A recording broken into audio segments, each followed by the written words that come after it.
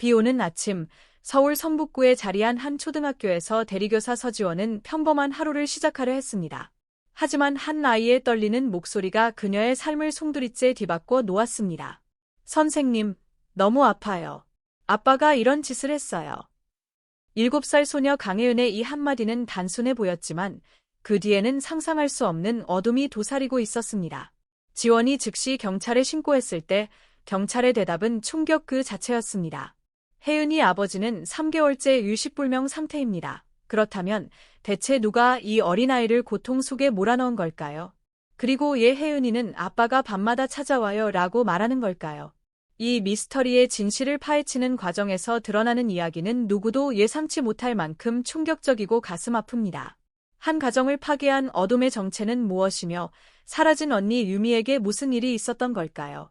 마지막 순간까지 예측 불가능한 반전과 함께 드러나는 진실을 절대 놓치지 마세요. 이 이야기는 당신의 마음을 깊이 울리고 끝까지 눈을 뗄 수 없게 만들 것입니다. 더 많은 감동적이고 충격적인 이야기를 만나고 싶다면 채널 구독과 좋아요 버튼을 눌러주세요. 그리고 댓글로 이 영상을 어디서 보고 계신지 알려주시면 더욱 감사하겠습니다.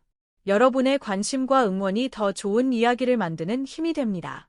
서울 성북구의 한적한 초등학교 교실, 비가 창문을 두드리고 있었습니다.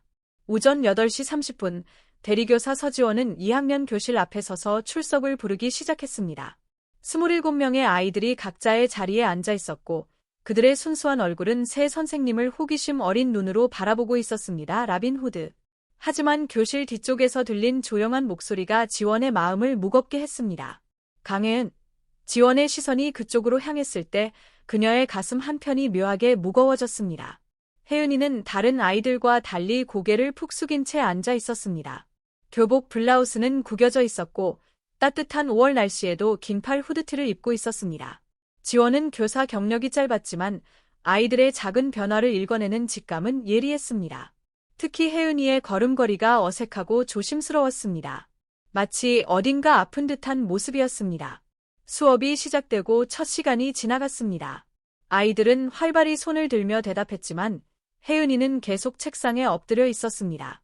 지원이 몇 번 말을 걸어보려 했지만 혜은이는 고개를 살짝 끄덕일 뿐 제대로 대답하지 않았습니다.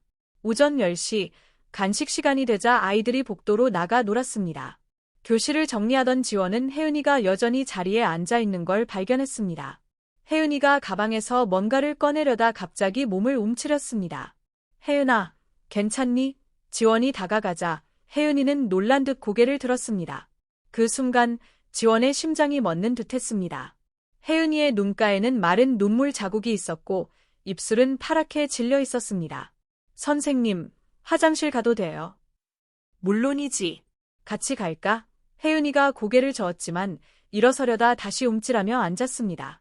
지원은 본능적으로 뭔가 잘못됐음을 느꼈습니다. 혜은아, 어디 아픈 거니? 그때 혜은이가 가방을 들다 후드티가 살짝 올라갔고 지원은 아이의 옆구리에 검푸르게 멍든 자국을 보았습니다. 지원의 얼굴이 하얗게 질렸습니다. 이게 뭐야? 어디서 다친 거니? 혜은이는 재빨리 옷을 내렸습니다. 그리고 비밀을 털어놓듯 작은 목소리로 속삭였습니다. 아파요. 너무 아파요. 선생님. 지원은 무릎을 꿇고 혜은이와 눈높이를 맞췄습니다. 누가 그랬니? 누가 혜은이를 아프게 했어? 혜은이의 입술이 떨렸습니다. 교실 밖에서는 아이들의 웃음소리가 들렸지만 교실 안은 시간이 멈춘 듯 고요했습니다. 아빠가 그랬어요. 지원의 머릿속이 하얗게 변했습니다.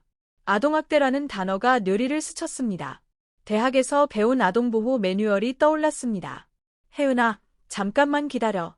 선생님이 도와줄게. 지원은 떨리는 손으로 교실 문을 잠갔다. 아이들이 복도에서 놀고 있는 동안 혜은이와 단둘이 시간을 가져야 했습니다. 그녀는 핸드폰을 꺼내 112에 전화했습니다. 여보세요? 경찰서입니까? 아동학대 신고를 하려고 합니다. 지원은 최대한 침착하게 상황을 설명했습니다. 혜은이의 상태, 멍 자국, 그리고 아이가 한 말까지. 전화기 너머 경찰관은 즉시 출동하겠다고 했습니다. 하지만 15분 뒤 도착한 경찰관의 말은 지원의 세계를 뒤흔들었습니다. 선생님, 죄송하지만 강혜은 양의 아버지는 현재 병원에 입원 중입니다. 3개월째 의식불명 상태입니다. 네, 강민호 씨는 지난 2월 교통사고로 중상을 입어 의식을 회복하지 못하고 있습니다. 경찰관의 말이 끝나기도 전에 지원의 다리에 힘이 풀렸습니다. 그렇다면 혜은이가 말한 아빠는 누구일까?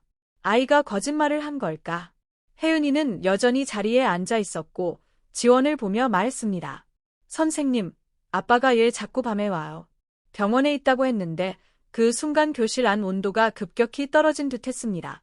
지원의 등골에 차가운 기운이 흘렀습니다. 뭔가 잘못됐습니다. 아니, 완전히 잘못된 무언가가 있었습니다. 비는 여전히 창문을 두드렸고 복도에서는 아이들의 웃음소리가 들렸습니다. 하지만 서지원과 강혜은이 앉아있는 이 작은 교실은 누구도 침범할 수 없는 비밀의 공간이 되었습니다. 그 비밀 속에는 누군가의 어둠, 한 아이의 고통, 그리고 아직 밝혀지지 않은 진실이 숨어 있었습니다. 지원은 혜은이의 차갑고 트렘블링 손을 잡았습니다. 아이의 두려움이 고스란히 전해졌습니다.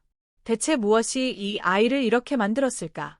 정말로 일식불명인 아버지가 밤마다 아이를 괴롭히고 있는 걸까? 혜은아, 지원이 조심스럽게 말했습니다. 선생님이 지켜줄게.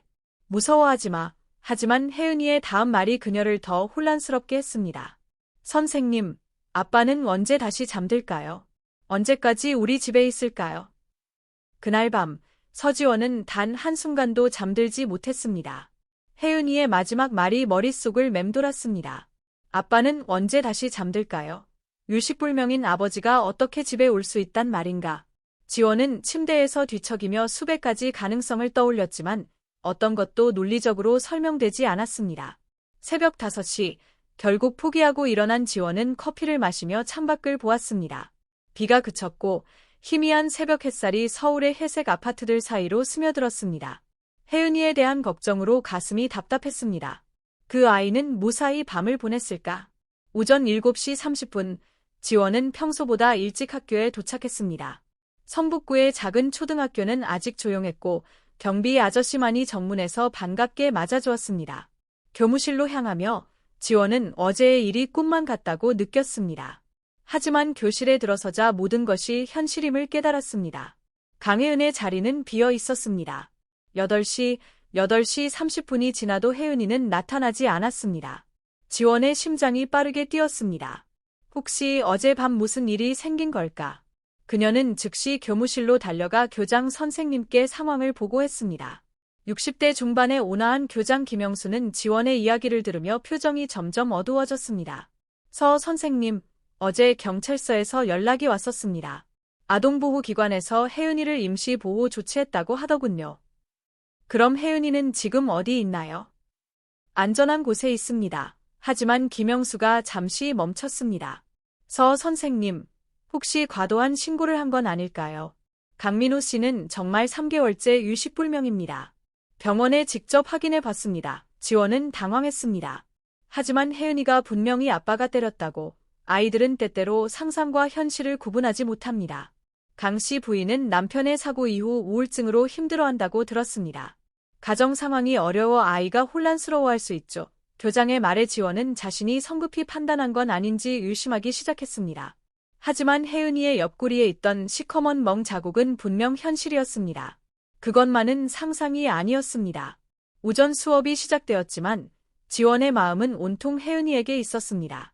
아이들은 선생님이 멍하니 있는 이유를 궁금해하며 자꾸 질문했지만 지원은 제대로 대답하지 못했습니다. 점심시간이 되자 지원은 혜은이의 자리를 정리하기로 했습니다. 혹시 아이가 두고 간 물건이 있을지도 모른다는 생각에 책상 서랍을 열었습니다. 연필 몇 자루, 지우개, 그리고 작은 분홍색 필통이 있었습니다. 필통을 집어들자 묘한 한기가 느껴졌습니다. 평범한 플라스틱 필통이었지만 흠집이 나 있고 모서리는 누가 문지른 듯 달아 있었습니다. 필통을 열자 세필과 사인펜이 정돈되어 있었습니다. 하지만 그 아래 작은 공책이 있었습니다. 공책이라기엔 너무 작고 허술한 A4 용지를 4번 접어 스테이플러로 찍은 수제 책자였습니다. 표지에는 혜은이의 서툰 글씨로 밤의 비밀이라고 적혀 있었습니다. 지원의 손이 떨렸습니다. 이 책자를 열어봐야 할까? 아이의 사적인 일기일 텐데. 하지만 혜은이의 안전을 위해 확인해야 하지 않을까? 망설이던 마음을 억누르고 첫 페이지를 넘겼습니다. 그 순간 지원의 얼굴에서 혈색이 사라졌습니다.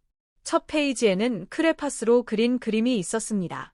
집 모양의 건물이 주황과 빨강으로 칠해져 마치 불타는 듯 보였습니다. 집 앞에는 작은 인형 그림이 있었는데 그 인형의 팔다리는 모두 부러져 있었습니다. 다음 페이지를 넘기자 더 충격적인 내용이 나왔습니다. 혜은이의 어린 글씨로 이렇게 적혀 있었습니다. 오늘도 그 사람이 왔어요. 언니가 없어서 이제 내 차례예요. 아파요. 너무 아파요. 하지만 엄마한테 말하면 안 된대요. 언니처럼 사라질 수 있대요. 지원의 심장이 쿵쿵 뛰었습니다. 언니. 혜은이에게 언니가 있었나? 급히 다음 페이지를 넘겼습니다. 언니는 얘 갑자기 없어진 걸까요? 엄마는 언니 얘기만 나오면 울어요. 그 사람은 언니가 나쁜 아이라 벌 받은 거라고 했어요. 어젯밤에 소리 질렀어요. 하지만 아무도 들어주지 않았어요. 엄마는 잠든 척해요. 그 사람이 무서우니까요. 지원의 손이 너무 떨려 책장을 넘기기 힘들었습니다. 마지막 페이지에 다다랐을 때 숨이 막힐 것 같았습니다. 빨간 크레파스로 같은 문장이 반복해서 적혀 있었습니다. 언니가 소리쳤어요. 하지만 아무도 듣지 못했어요. 이 문장이 페이지를 가득 채웠고 마지막 줄은 글씨가 점점 작아지다 완전히 사라졌습니다. 지원은 책자를 꼭 안고 교실 구석에 주저앉았습니다. 이건 단순한 아동학대 사건이 아니었습니다. 혜은이에게는 언니가 있었고 그 언니는 어디론가 사라졌습니다. 혜은이는 같은 운명을 두려워하고 있었습니다. 그렇다면 혜은이가 말한 아빠는 누구일까? 요식불명인 진짜 아버지가 아니라면 대체 누가 이 아이를 이렇게 고통스럽게 만든 걸까? 지원은 즉시 경찰서에 전화했습니다.